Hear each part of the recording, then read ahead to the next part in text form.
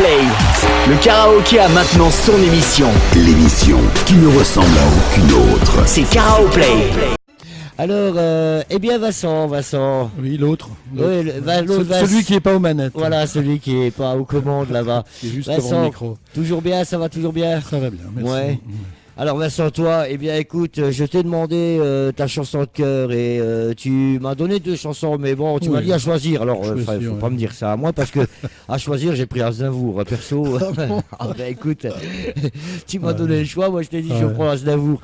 Et je t'attends. Tu sais que je ne la connaissais pas spécialement, je me semble l'avoir déjà entendue. Elle est magnifique. Mais elle est géniale.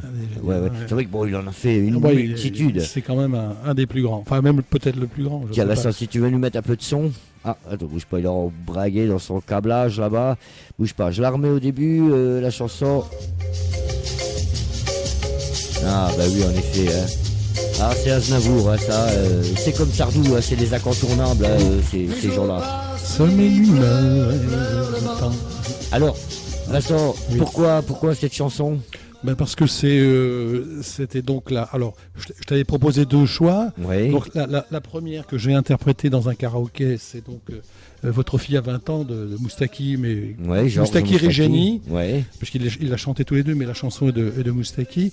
Et la deuxième, c'était celle-là. Et donc voilà, simplement pour ça, parce que sinon on ne peut pas choisir finalement, parce qu'on a tellement de choses qu'on a aimées dans le passé, ou même encore maintenant. Donc j'ai pris celle-là parce que c'était donc les premières que j'avais interprétées. Alors, tu me disais que ça fait pas si longtemps que ça que tu chantes, tu te produis en fait dans des soirées karaoké, des choses. Je me produis, enfin c'est pas le mot que j'utiliserais, mais bon, oui, ça fait depuis, c'est la 6e fois que je vais chanter ce soir. Dans le cadre d'une émission radio, un karaoké. Donc c'est tout récent. C'est tout récent, d'accord. Mais tu chantais quand même avant, non? Ah oui, alors moi, je ne peux pas raconter ma vie, mais quand j'étais enfant, je passais toutes mes vacances d'été dans une petite ville du centre de l'Italie, une petite station balnéaire. Et il y avait... Et ma grand-mère était gestionnaire d'un morceau de plage, elle était plagiste. Et puis et sur cette plage, il y avait un dancing. Et là, il y avait un dancing, donc pendant l'été, tous les jours, tous les soirs, il y avait des gens qui venaient chanter, etc. Puis il y avait des moments forts, il y avait des soirées de gala, il y avait de très très grands artistes italiens, c'est vrai, mais de très très grands artistes qui venaient. Et donc voilà, je pense que l'envie de chanter est venue de là, parce que je les entendais, on les entendait. Et donc tout simplement, ça peut venir de ça, c'est peut-être le premier coup de pouce. Voilà, donc j'ai entendu, j'ai découvert, j'ai vu de très très grands artistes italiens. Bon, c'est moins connu ici, mais si je parle avec toi de Lucio Battisti, par exemple, c'est quelqu'un que tout le monde connaît en Italie. C'était un mythe. Donc j'ai eu la chance de le voir, d'autant plus qu'il s'est produit uniquement 3 ou 4 fois en live. Le reste du temps, il faisait des disques. Donc voilà, j'ai côtoyé tous ces gens-là parce qu'ils venaient en plus sur la plage de ma grand-mère. D'accord. Donc je les voyais, etc. Donc voilà, je pense que ça vient de là. Et ça t'a propulsé sur les planches. Ça m'a donné envie. Non, mais ça m'a donné envie de faire comme eux. Parce que quand on est gamin, il y a l'effet mimétisme, donc on a envie. Oui, c'est vrai. On a les yeux qui pétillent devant ces gens qui ont une telle importance vocale et puis une prestance. Absolument, c'était d'énormes vedettes. Je pense à Mine, des chanteuses comme ça, magnifiques, quoi. Très grosses vedettes qui avaient gagné le festival de San Remo, par exemple. Tout le monde connaît, oui, bien sûr. Donc de très très grosses vedettes qui venaient là, dans ce petite station balnéaire. Et donc on était à l'écoute, on était émerveillés, quoi. Bien sûr. Alors ils sont sympas ces gens-là quand on les côtoie comme ça en vacances. Ils venaient en vacances, en fait. Non, ils venaient dans les soirées de gala, mais ils profitaient. D'accord, ils venaient se produire. Ils venaient se produire, mais ils venaient ensuite se baigner là, parce que voilà, j'ai dit le dancing donnait sur la mer, donc la belle mer Adriatique.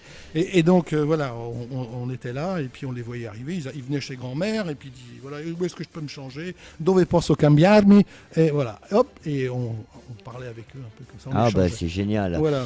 Alors Vincent, eh bien toi, je t'ai demandé ta date de naissance et tu m'as dit que tu es né le 15 septembre 54. Novembre. 15 novembre, d'accord. Oui, oui, on a fait 15 novembre. 15 novembre 54. 54. Où j'ai aussi 24 ans comme. Voilà, oui, en effet, bien sûr. Ouais, bien sûr. Oui, tu les fais pas. Je les fais en pas. Même temps. Tout à fait. Et la musique numéro 1 du 15 novembre 54 était.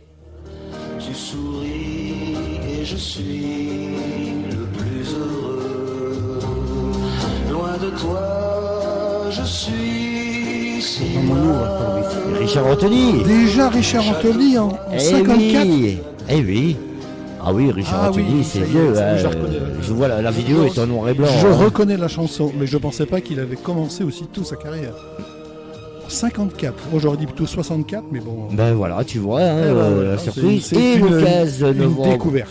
Le 15 novembre 1954, le journal Le Monde disait Monsieur Nicole est accusé de négligence par la Cour de cassation présidée par le juge Cavaroc parce qu'il était tenu d'exercer sur ces animaux dont il est le propriétaire une surveillance constante. Pour l'histoire, Monsieur Jeanfort porte plainte contre Monsieur Nicole pour négligence à la surveillance de ses vaches.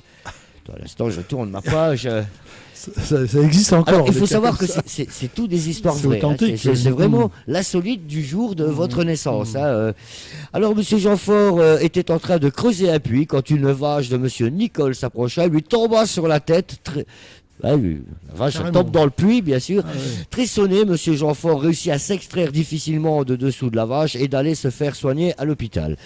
Donc il va porter plainte, bien sûr. Le juge Cavaroc dira que la présomption de responsabilité du propriétaire d'un animal ou de celui qui s'en sert est fondée, mais qu'il doit rapporter la preuve que le dommage est bien dû à une chute de vache, puisque bizarrement l'animal a disparu après la chute. Voilà. Alors en fait, le gars, il a pris une tonne de vache sur la gueule, dans un puits. Et il s'en est sorti. Après, il s'en est sorti. Après, il lui a dit, tu vas voir, toi, si tu me tombes sur la tête si facilement, il a dû la bouffer, la vache, je pense. Et après, il a été porté plainte. Voilà. Bizarrement, la vache, elle a disparu. Voilà. Ouais, mais il a pris une tonne de vache quand même sur la gueule. Je pense qu'il était mal en point, quand même. Parce que moi, je prends au bout du compte. Une tonne de vache sur la gueule, je sais pas si je m'en sors. Vu mon gabarit, il ne va pas rester grand-chose de moi. T'aimes le karaoké? Ça se passe là, maintenant, dans ta radio. Play. C'est Karaoke Play.